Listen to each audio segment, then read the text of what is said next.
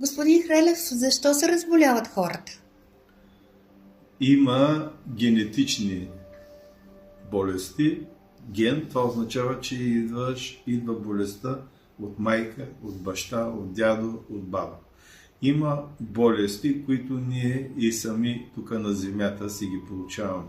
Или, образно казано, когато човек не е в своята си същност и живее както е дадено на земята чрез манипулациите и не може да влезе в себе си, да се отработи самото име, той започва да се разболява.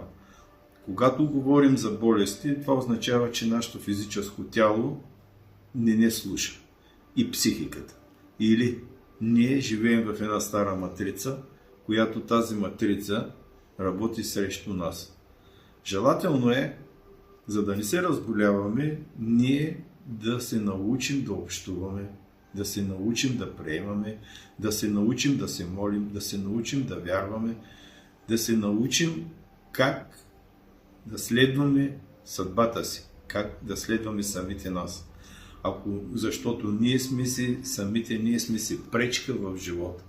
Или човек се ражда, за да може да намери своята същност и да разбере защо е дошъл на земята. За да го разбере това нещо, това означава, че всичките неща, които ви казах, да се научиш да постиш, да се научиш да се молиш, да се научиш да вярваш, да се научиш да приемаш, да се научиш да бъдеш добър, да благославяш, тези неща, тези благини са важни.